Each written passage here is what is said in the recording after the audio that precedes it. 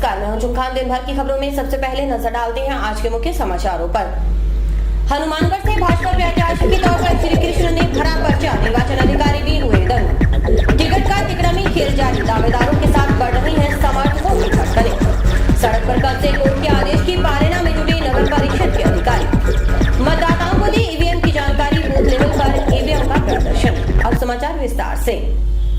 हनुमानगढ़ विधानसभा क्षेत्र से जहां भाजपा टिकट के लिए पसोपेश की स्थिति में है, वहीं श्री कृष्ण नामक व्यक्ति ने गुरुवार को नामांकन पत्र दाखिल किया, जिसमें उन्होंने खुद को भाजपा प्रत्याशी दर्शाया है। खास बात है, पर्चा देकर रिटर्निंग अधिकारी भी मुस्कुराए बगैर नहीं रह सके। वहीं संगरिया से आरजेवीपी प्रत्याशी के तौर पर धर्मपाल और पीलीबंगा क्षेत्र से बसपा प्रत्याशी के तौर पर प्रेम नायक ने नामांकन पत्र दाखिल किया। सिर्फ परिवहन सेवाओं में नहीं बल्कि राजनीति में भी टिकट का बड़ा महत्व है। विधानसभा चुनाव को देखते हुए यह टिकट विभिन्न पार्टियों के नेताओं को परेशानी में डाले हुए है। खास बात है कि इसने दावेदारों सहित उनके समर्थकों की भी धड़कनें बढ़ा दी हैं। कांग्रेस हो या फिर भाजपा, यहाँ तक कि बसपा भी, टिकट का तिकड़मी खेल हर जगह जारी है। हनुमानगढ़ जिले पर इस खेल का पूरा असर पड़ रहा है। यह एक संयोग है कि कांग्रेस ने पहली सूची में सिर्फ हनुमानगढ़ विधानसभा क्षेत्र से राज्य मंत्री चौधरी विनोद कुमार को अपना प्रत्याशी घोषित किया, जबकि भाजपा ने पहली सूची में बाकी 4 सीटों पर उम्मीदवारों की घोषणा कर दी, लेकिन छोड़ दिया तो सिर्फ हनुमानगढ़ को। कांग्रेस की दूसरी सूची भी जारी हुई, लेकिन उसमें सिर्फ भादरा का नाम था, यानी कांग्रेस टिकट तय करने में भाजपा से पीछे चल रही है। भाजपा ने जिले के भादरा क्षेत्र से पूर्व विधायक संजीव बेनीवाल, संगरिया से कृष्ण कड़वा, पीलीबंगा से द्रौपदी मेघवाल और नौहर से अभिषेक मटोरिया पर भरोसा जताया है। हनुमानगढ़ से पूर्व मंत्री डॉक्टर राम प्रताप, जसपाल सिंह, प्रोफेसर सुमन चावला, विकास गोदारा, डॉक्टर भारत भूषण शर्मा, प्रदीप सियाग, पारुल मिड्ढा आदि के नामों पर मंथन चल रहा था। बताया जा रहा है कि हनुमानगढ़ से पार्टी टिकट तय करने में सर्वाधिक परेशान है। पार्टी का एक लॉबी एंटी चार्ट फैक्टर चलाने के मूड में है, तो दूसरा गुट नए चेहरे को मौका देने पर अड़ा है। वहीं पार्टी के कुछ वरिष्ठ नेता अपने चहेतों को टिकट दिलाने पर आमादा हैं। वहीं पार्टी आलाकमान अपने हिसाब से निर्णय लेने के मूड में है। सड़क पर काबिज लोगों को नोटिस थमाने का सिलसिला तेज होने वाला है। नगर परिषद के अधिकारियों ने कोर्ट के आदेश की पालना सुनिश्चित करने के लिए गुरुवार को कब्जों को चिन्हित कर नोटिस देने की बात कही। राजस्थान हाई कोर्ट के आदेश की पालना में नगर परिषद के अधिकारियों ने कब्जे हटाने का सिलसिला तेज कर दिया है। कनिष्ठ अभियंता बंता सिंह ने टीम के साथ दुर्गा कॉलोनी, सेक्टर 12, सेक्टर 9, धान मंडी, टीबी रोड आदि क्षेत्रों में कब्जों को चिन्हित करना शुरू कर दिया। इसके तहत उन मकानों और दीवारों पर लाल निशान लगाए गए जो 40 फुट रोड पर निर्मित हैं। जेएन बंता सिंह के मुताबिक अधिकांश 40 फुट सड़क का अधिकांश हिस्सा कब्जे में है। इससे सड़क संकरी हो चुकी है। कोर्ट के आदेश की पालना में यह कार्यवाही की जा रही है। सर्वे के बाद कब्जा धारकों को नोटिस थमाए जाएंगे और फिर बाद में कब्जे हटाए जाएंगे। हाईकोर्ट में केस लगा हुआ है, उसके एवज में उनको तोड़ने के लिए उनके सामने पार्टियां बनाई हुई है, और उसका जो जिस पार्टी का जितना आगे रोड पर कब्जा है उसको लाल निशान लगा रहे हैं और उसकी प्रवेश कर रहे हैं। खांचा भूमि रोड पार्ट में नहीं देंगे जी। मान लो रोड के अलावा अगर जमीन है तो वो तो पैसे जमा करवा सकते हैं, रोड पार्ट में नहीं देंगे जी। रोड पार्ट को नियमन नहीं कर सकते। हाँ, नोटिस पहले सर्वे कर रहे हैं, फिर नोटिस जारी करेंगे जी। उसके बाद में जो भी सब आगे कार्रवाई करेंगे। ये तो सेक्टर 12 है, सेक्टर 9 है, दुर्गा कॉलोनी है, और ये धान मंडी एरिया है जंक्शन का। टाउन में भी है, टीबी रोड है, और टाउन में धान मंडी का एरिया भी है जी। ये रोड नक्शे में 40 फीट है जी। चुनाव आयोग के निर्देशानुसार मतदाताओं को जागरूक करने का प्रयास किया जा रहा है। इसके तहत ईवीएम मशीन का प्रदर्शन किया गया और मतदाताओं को वोट देने के बारे में जानकारी दी गई। वहीं अधिकारियों ने ईवीएम मशीन से नए जुड़े बटन नोटा के बारे में मतदाताओं को जागरूक किया। मतदान के प्रति जागरूकता लाने के लिए इस बार चुनाव आयोग पूरी तरह से मुस्तैद है। मतदाताओं को जागरूक करने व ईवीएम मशीन की जानकारी देने के लिए आज नौहर में बूथ स्तर पर ईवीएम मशीनों का प्रदर्शन किया गया। 11 नवंबर तक बूथ स्तर पर ईवीएम के प्रदर्शन का कार्य होगा। इसके बाद पंचायती स्तर पर मतदाताओं को ईवीएम की जानकारी दी जाएगी। ईवीएम मशीन के प्रदर्शन के दौरान अधिकारियों ने मतदाताओं को वोट डालने का तरीका बताया। अधिकारियों द्वारा मतदाताओं की शंकाओं को दूर करते हुए ईवीएम का बटन दबाकर प्रयोग करना बताया गया। वहीं ईवीएम में शामिल नए बटन नोटा के बारे में जानकारी दी गई, जिसका प्रयोग कर मतदाता उम्मीदवार को रिजेक्ट करने के लिए अपना मत दे सकेंगे। मतदाताओं को जो वोटिंग मशीन है इसका प्रदर्शन किया जा रहा है और इसमें एक जो नया बटन आया नोटा का बटन, यानी किसी भी वोटर कैंडिडेट को वोट नहीं देना है तो उसको वोट देने के लिए नीचे का ये जो अलग रंग का बटन होगा, ये इसको दबाने पर ये बटन से किसी भी कैंडिडेट को वोट है वो नहीं जाएगा, रिजेक्ट इसके लिए है ये। और ऊपर वाले बटन जो होंगे वो सारे कैंडिडेटों के होंगे। तो इतना इसमें परिवर्तन आया। अब के बाद बाकी वोटिंग मशीन है वो लोगों को दिखाने के लिए आज बूथ पर उपस्थित है। मतदान प्रतिशत के लिए तो प्रसार किया जा रहा है। बैलेट पेपर ये घर घर है वो हम पर्ची बांटेंगे और इसके अलावा जो पोस्टर वगैरह है वो भी प्रदर्शित है वो किए जा रहे हैं जगह जगह। इसके लिए ये जानकारी है। अभी चुनाव आयोग के निर्देशानुसार स्वीप कार्यक्रम के तहत प्रत्येक बूथ वाइज तारीख 6 से लेके और 11 तक ईवीएम मशीनों का प्रदर्शन किया जा रहा है। मतदाताओं में वोट के प्रति जागरूकता पैदा की जा रही है। अधिक से अधिक वोट कास्टिंग के लिए कहा जा रहा है। वो 16 तारीख के बाद 11 तारीख के बाद में 16 तारीख को प्रत्येक पंचायत स्तर पर भी ये कार्यक्रम होगा। अभी एक्सपेंडिचर ऑब्जर्वर साहब भी पधारे हुए हैं, जिन्होंने हरियाणा बॉर्डर साइड के जगह देखी है और नाकाबंदी हेतु कहा है भी शराब और पैसों की आवाजाही ज्यादा न हो और सब कार्यक्रम निर्धारित स्तर के अनुसार समय पर चल रहे हैं। ज्यादातर जोर फेयर और इलेक्शन के लिए दिए जा रहे हैं, जिससे मतदाता में भय न हो।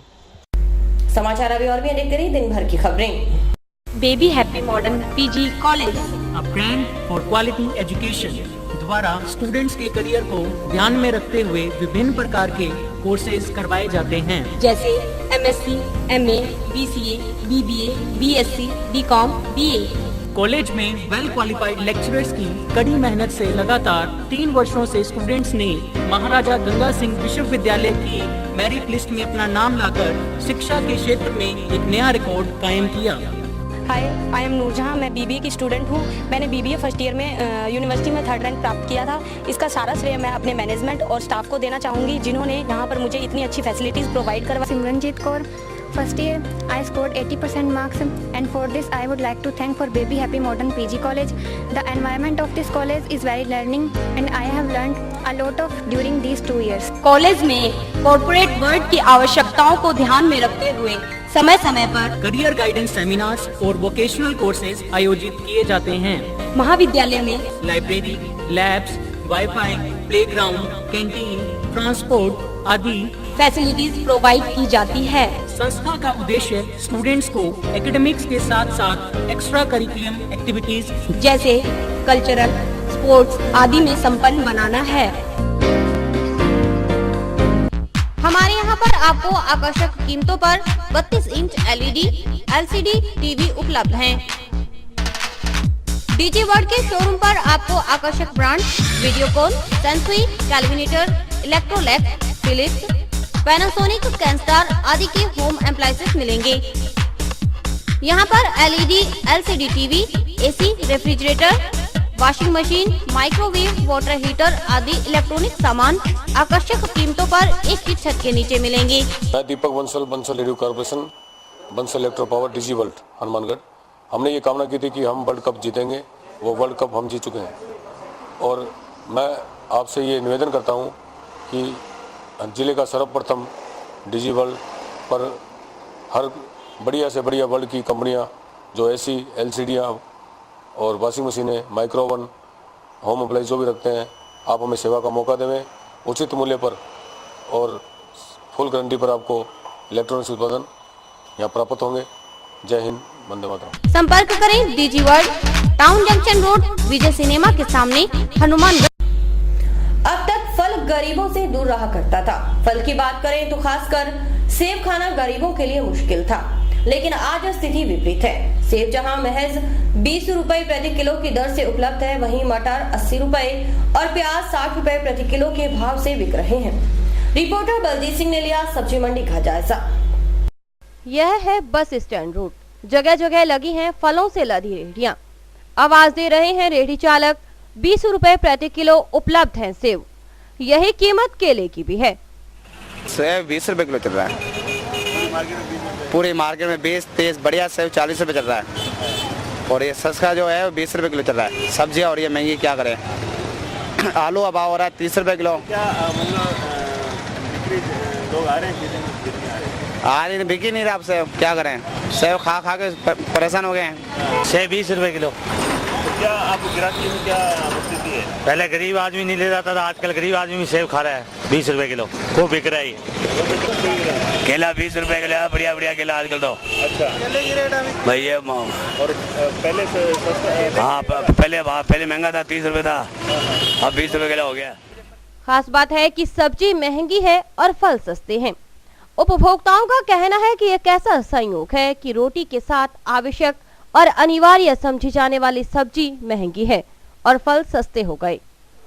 फ्रूट खरीदने आया हूँ जी। तो केला का क्या रेट चल रहा है? केला कोई 20 रुपए दर्जन क्या किलो होगा। सब्जियों से सस्ता है। सब्जियां बहुत महंगी हो रही हैं। 50-60 रुपए किलो से कम कोई सब्जी मिलती नहीं। सब्जी मंडी में भाव सुनकर आपके कान फट जाएंगे। 2-4 रुपए प्रति किलो की दर से बिकने वाला आलू भाव खा रहा है। आलू की कीमत 20 से 25 रुपए प्रति किलो है। मटर 80 रुपए, प्याज 60 रुपए, गोभी 60 रुपए बिक रही है। आलू 25 रुपए डिटेल में, 20 रुपए थोक में। अच्छा, नया आलू आया नहीं, पुरानी चल रहा है कोल्ड स्टोर का। मटर चल रहा है 80 रुपए किलो। और प्याज क्या रेट चल रहा है? प्याज बढ़िया 60 रुपए किलो। 60 रुपए किलो। हाँ जी। 50। और आलू क्या रेट बेच रहे हो? आलू 25 से आप अभी आपने देखा कि जो आपने अभी फलों के रेट जो देखे हैं, जैसे सेब है 20 रुपए किलो बिक रहा है और गोभी है जो सब्जी है वो 50 रुपए से 60 रुपए किलो बिक रही है। आलू जो कि बिल्कुल कभी 10-15 रुपए किलो हुआ करता था, आज 25 रुपए किलो बिक रहा है। और आइए अभी बात करते हैं आम नागरिक से जिन्होंने सब्जी खरीदी है। तो भाई साहब आप बताएं कि आपने अभी सब्जी खरीदी, अभी आपने गोभी खरीदी है, क्या रेट खरीदी है और आपने प्याज क्या रेट खरीदा है? 50 रुपए गोभी जी और 60 रुपए प्याज। बहुत महंगा, आलू भी महंगा हो रहा है। 20-25 रुपए 30 भी बेच रहे हैं और गोभी भी महंगी है। कोई सब्जी इतनी सस्ती नहीं है। आप ये बताएं कि जैसे अभी आप मंडी में आए हो, आपने प्याज खरीदा है, इन्हें प्याज दिखाएं जरा। अभी आपने प्याज खरीदा है तो क्या रेट प्याज खरीदा है आपने? 60 रुपए जी, 60 रुपए किलो प्याज खरीदा है। और क्या रेट अभी आपने खरीद रहे हैं? कभी खरीद रहे हैं गोभी जी बता रहे हैं 50 रुपए और बैंगन बता रहे हैं 40 रुपए किलो जी। और मटर क्या रेट बता? मटर 80 रुपए जी। तो आप बता रहे थे कि आपने फल के रेट भी पता किए, जैसे सेब है, सेब और केला क्या रेट बिक रहे हैं? सेब जी 20 रुपए है, केला सेब तो है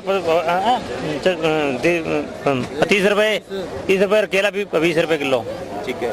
तो आपको नहीं लगता है कि सब्जी महंगी है और फल जो कि आम गरीब आदमी को खाने में मुश्किल हो रही थी, लेकिन अब वो फल खा सकता है, सब्जी नहीं खा सकता है आम आदमी? वो जी सब्जी दुकान है।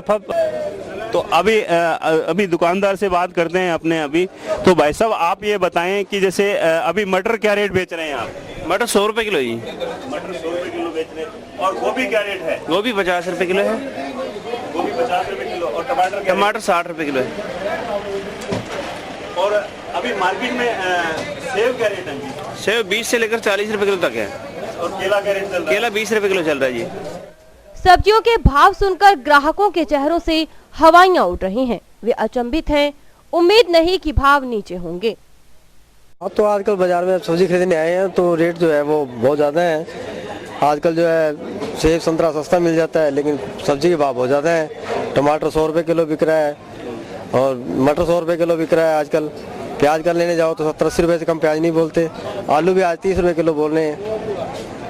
तो ये बहुत महंगी हो रही हैं। सरकार को इस तरफ ध्यान देना चाहिए और आम उपभोक्ता के जो है दुख दर्द को समझना चाहिए। सब्जी का महंगी बहुत है, सब्जी कोई 100 रुपए किलो मटर है, 50 रुपए किलो टमाटर है, 50 रुपए किलो ये तोरी होगी।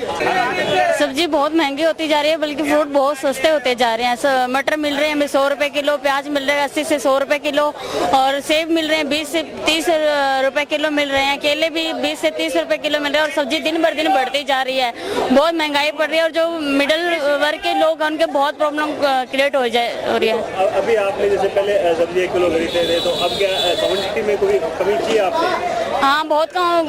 अब नॉर्मल सी बात है कि इतना महंगाई बढ़ रही है कि सब्जियां जैसे प्याज है वो खाना ही बंद कर दिया है। और कोई मेहमान आते तो भी प्याज मतलब कि देते ही नहीं है सलाद वन में। प्याज तो देते ही नहीं है। मेहमान आता तो डर लगता है मेहमान आए घर पर। सब्जी बहुत महंगी हो रही है सर। जो 2 किलो सब्जी लेके जा रहा है वो पाव आधा किलो लेके जा रहा है। हमारा भी काम बहुत मंदा चल रहा है। जो 20 वाली सब्जी पहले 20 बिकती थी वो 60 रुपए बिक रही है इस टाइम। क्या करें, बहुत महंगा है सब्जी, इसलिए हमारा भी काम बंद है। क्या करें, ये लगभग 3 महीने 4 महीने हो गए लगभग, सबसे बहुत महंगी सब्जी हो रही है। तो अभी आपने जो हनुमानगढ़ की मंडी के रेट हैं, फल फ्रूट के रेट जो आपने देखे हैं, जैसे अभी आपने देखा कि सेब 20 रुपए किलो बिक रहा है, केला 20 रुपए किलो बिक रहा है। और सब्जी की जब बात करें, मटर जैसे 100 रुपए किलो बिक रहा है, और टमाटर भी 100 रुपए किलो बिक रहा है। और गोभी का रेट जो है 50 से 60 रुपए किलो है, आलू 25 रुपए किलो है।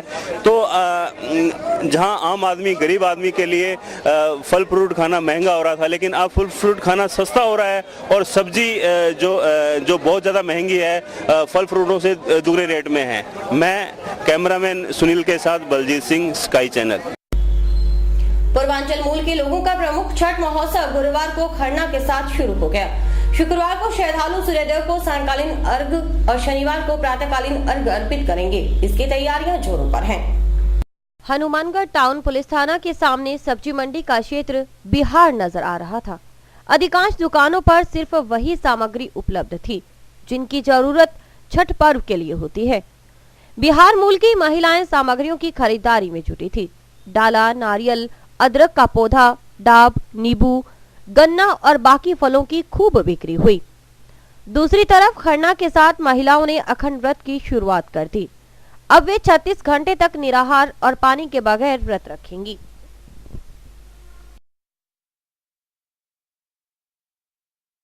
जैसा कि आप लोग को पता होगा कि आज खरना है।